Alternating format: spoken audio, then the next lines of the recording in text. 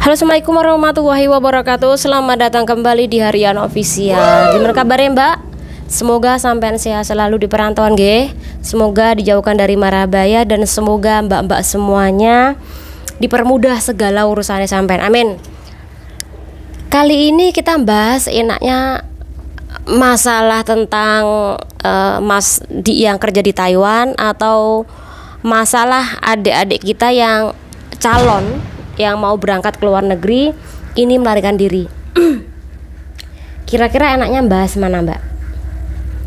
Atau kita bahas dua-duanya aja bagaimana?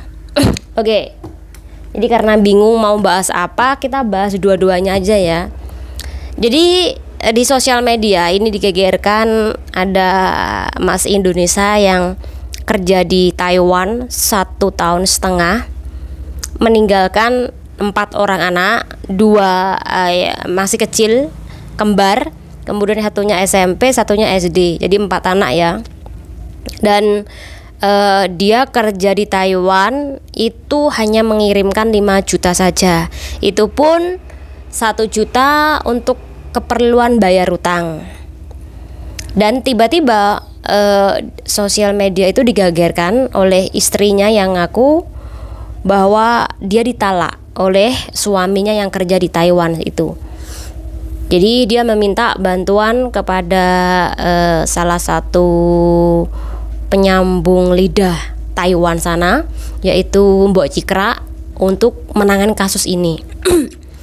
Dan sudah bukan rahasia lagi kalau di Taiwan itu mas-mas, mbak-mbak ini pasti kalau tidak kuat iman, yaitu ujung-ujungnya nikah sama sesama orang Indonesia di sana. Kemudian bahkan ada yang sampai hamil pun, dan bahkan sampai cerai pun ini juga ada. Jadi kasus seperti ini sebenarnya sudah tidak asing neng telingan kita. Tapi bagi kawan-kawan nih yang apabila memiliki suami yang belum terlanjur ke sana, memang disarankan untuk tidak kerja di Taiwan sana kalau nggak kuat. Mungkin awalnya enggak, tetapi namanya setan, godaannya berat, apalagi sampai tahunan nggak ngecas, nggak ketemu sama istrinya, tentu bisa saja dia melakukan penyelewengan. Jadi sekali lagi, langkah baiknya Anda sebagai istri tidak menyuruh suami Anda untuk bekerja di Taiwan. Atau mungkin ya kalau istri itu kemungkinan kecil. Jadi istri yang menyeleweng itu kemungkinan kecil. Biasanya yang menyeleweng itu adalah anak-anak muda yang belum menikah karena mereka tidak memiliki tanggungan. Tapi ya itu yang dipacarin, yang jadikan suami itu sudah punya istri. Ini kebanyakan. Jadi sekali lagi untuk menghindari seperti ini lagi ya, kalau Anda tidak kuat iman ya jangan membiarkan suami Anda bekerja di Taiwan. Karena Taiwan itu banyak sekali laki perempuan jadi satu dan liburnya juga bebas. Jadi wajar kalau mereka melakukan penyelewengan.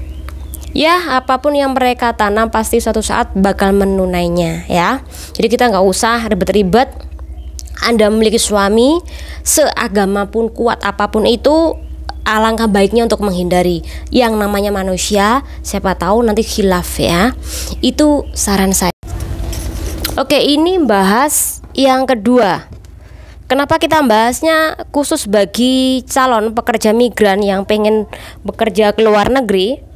Atau mungkin bagi kawan-kawan atau adik-adik yang baru bekerja di luar negeri, jangan cuma nonton profil mbak-mbak sing glamor, profil mbak-mbak sing nenge tok-tok utawa nenge IG sing glamor jalan sana jalan sini, karena mereka tuh pasti melalui perjuangan yang sangat sulit dulu sebelum mencapai kesuksesan.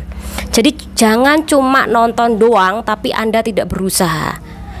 Akibatnya kalau Anda tidak belajar, akibatnya kalau Anda tidak sabar, ini nih contohnya. 6 orang kabur dari PT CKS Malang dengan alasan disuruh bangun pagi atau subuh-subuh disuruh bangun. Kemudian yang kedua, setelah bangun itu tidak diperbolehkan kalau sampai Anda ini alasan apapun ini absen. Intinya ya harus aktif, kecuali kalau Anda sakit. Jadi diharuskan mengikuti semua kegiatan.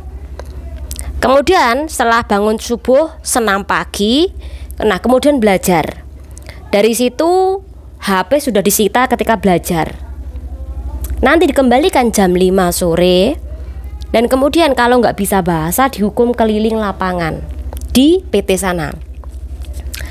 Menu makanan itu saja, dan kemudian adanya jadwal piket. Itu yang membuat 6 orang ini tidak terima dan akhirnya kabur. Kemudian yang terakhir, tidak diperbolehkan kemana-mana, jadi cuma di area asrama atau PT itu saja.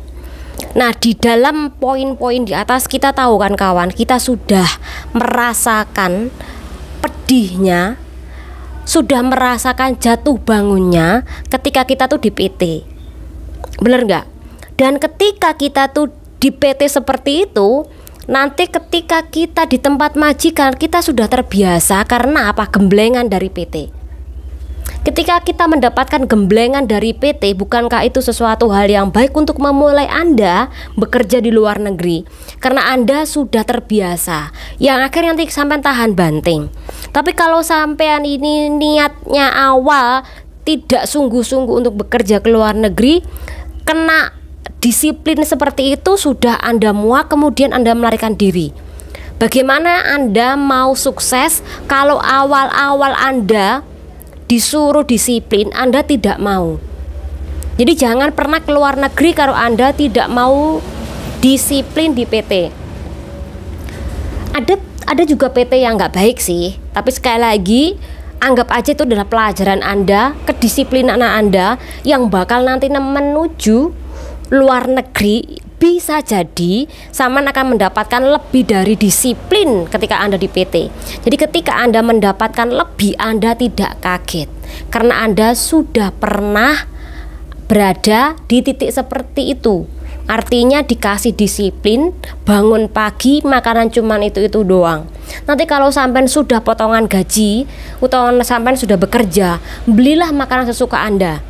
Dan sekali lagi, pentingnya yang namanya bahasa. Anda nggak bisa kerja tapi sampai bisa bahasa, bisa disuruh, itu tidak terlalu menjengkelkan sama majikan. Nanti ujung-ujungnya Anda disuruh, kalau kamu mau ngerjakan apapun, rumahku mau kamu bersihin, tanya aku. Tapi kalau Anda pinter kerja tapi tidak pinter bahasa, nanti Anda sesukanya. Kalau majikan suruh ini, Anda tidak paham, Anda malah berlawan balik dari apa yang disuruh oleh majikan. Nanti ujung-ujungnya apa? Anda terputus kontrak, Anda di-interminate. Kemudian Anda sampai di sliding kupingnya, sampai di ketuk tangannya. Itu karena apa? Bahasa. Jadi penting banget yang namanya bahasa. Jangan cuman nonton, oh mbak-mbak di TikTok, mbak-mbak di TokTok, oh mbak-mbak di IG, oh YouTube, atau apapun itu. Kayaknya enak ya kerja di luar negeri. Bisa jalan sana sini, beli pakaian yang mahal-mahal, kemudian beli sepatu yang mahal, beli tas yang mahal-mahal. Enak ya? Iya enak, tetapi mereka berjuang dulu untuk mencapai sukses tadi. Jadi tak khususkan buat adik-adik, lek sampean pengen kerja di luar negeri, lakukan apapun aturan di PT itu, kecuali itu membahayakan diri Anda. Tapi kalau seperti itu masih batas-batas wajar dan normal. Lek sampean pengen sukses, ya seperti itu. Dan kalau sampean nggak bisa bahasa Kantonis ya, jika tujuan sampean Hong Kong, usahakan Inggris. Sampean harus bisa Inggris sedikit-sedikit. Ya usahakan itu. Semoga dengan ini bermanfaat buat kalian semuanya.